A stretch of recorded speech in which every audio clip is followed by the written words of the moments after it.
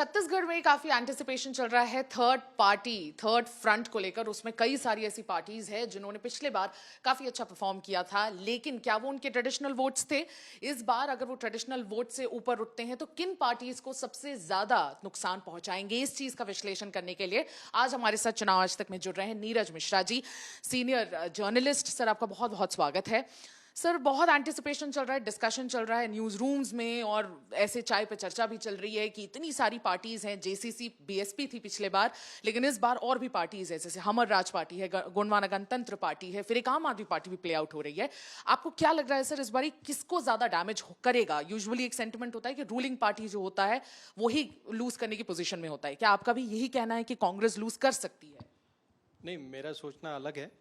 देखिए, बीएसपी यहाँ पे पिछले 40 सालों से है, वो 5% से ज़्यादा ग्रो नहीं कर पाया है। जेसीसी का दूसरा इलेक्शन है।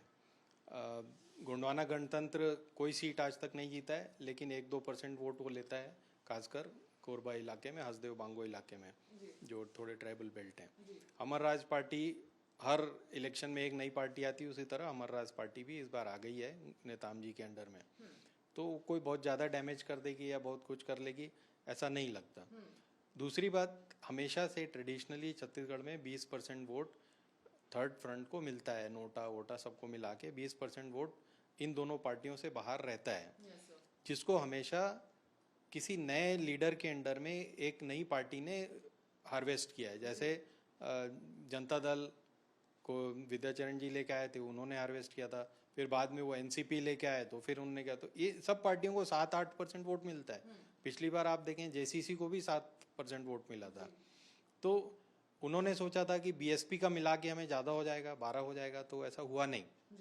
तो जब आपस में ही उनका मिल के इतना नहीं हो पा रहा है, तो ये दूसरी पार्टियों को डैमेज करेंगे ऐसा लगता नहीं। ट्रेडिशनली ये नहीं कर पाए हैं। 38 और 40 और 42 के बीच में परसेंटेज के बीच में बीजेपी कांग्रेस को मिलता है, और इस बार वो फासला ज़्यादा है। लेकिन मतलब 43% कांग्रेस को मिला था पिछली बार और बीजेपी को 33, तो वो 10% का फासला है। तो वो इस बार बीजेपी को अपना वोट वापस लाना है। जो 20% वोट मार्केट में है वो तो थर्ड पार्टीज ले ही जाएंगे, बिना किसी दूसरी पार्टियों को डैमेज किए। तो ज्यादा मशक्कत इस बार बीजेपी के लिए होने वाली है, क्योंकि गैप बहुत ज्यादा है पिछले बार के वोट। जी, गैप ज़्यादा है, और उन्होंने मेहनत की है साहू वोट को वापस लाने में, जो उनसे छिटक गया था पिछली बार, सतनामी वोट को वापस लाने में, और कुछ हद तक ट्राइबल वोट को वापस लाने में। महिलाओं को भी उनने इस बार शायद ज़्यादा टिकट दिए हैं, शायद 17-18 महिलाओं को टिकट दिए हैं। तो उनका कंसंट्रेशन ठीक है अपनी समझ से, लेकिन it is not backed by 5 years of labour. मतलब पिछले 5 साल उन्होंने कुछ किया नहीं है खास मैदान पे, तो वो उनके लिए अभी भी हैंडीकैप है। बिल्कुल। सर, एक अगला सवाल ये है कि सर्व आदिवासी समाज, जो कांग्रेस के बहुत वेटरन लीडर रहे हैं, अरविंद नेताम बहुत बड़े ट्राइबल लीडर भी रहे हैं, उन्होंने सर्व आदिवासी समाज खुद का फॉर्म किया। उसी की पॉलिटिकल विंग उन्होंने हमर राज पार्टी के रूप में अभी फ्लोट करा दी है। अब ये है कि लोगों का ये भी कहना है कि ट्राइबल जो कंसर्न्स हैं वो ना तो बीजेपी उठा पाती है, ना कांग्रेस अच्छे से उठा पाती है, तो हमको अपनी खुद की पार्टी फ्लोट करने की जरूरत है, सो दैट हम अपने ट्राइबल इश्यूज ज्यादा अच्छे से उठा पाएं। इसलिए आपको लगता है हमर राज पार्टी एक निर्णायक पोजीशन में रहेगा बस्तर में कंसर्निंग द ट्राइबल एरियाज, क्योंकि छत्तीसगढ़ में ट्राइबल बहुल ये क्षेत्र है, तो आपको क्या लगता है हमर राज पार्टी किस बार प्ले आउट करेगा? क्या उस पर नजर रखने की जरूरत है? हाँ, हमर राज पार्टी पर नज़र रखने की ज़रूरत है, लेकिन आप ये जान लें कि वो लिमिटेड टू बस्तर है।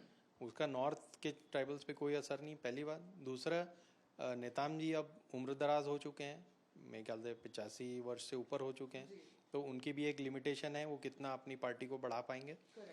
तीसरी जो मुख्य बात है, वो अभी तक हमर राज पार्टी को सिंबल नहीं मिला है, तो वो एक अपने आप में ट्राइबल एरिया में जो थोड़े कम लिटरेट एरियाज हैं, इनमें एक हैंडीकैप बन जाता है अगर आपका अपना इलेक्शन सिंबल नहीं है। तो हर सीट पे आप अलग सिंबल से लड़ रहे हैं अपना कैंडिडेट बताते हुए, हम तो वो थोड़ा मुश्किल जाती है। तो फिर भी जो भी वो डैमेज करेंगे, वो बस्तर के अंदर वो कांग्रेस का ही डैमेज करेंगे, क्योंकि कांग्रेस ही अभी 12 सीटों पे बैठी है। जी। तो आपको लग रहा है थर्ड पार्टी इस बार उतना ज्यादा डैमेज नहीं कर पाएगा जितना एंटिसिपेशन हो रहा है?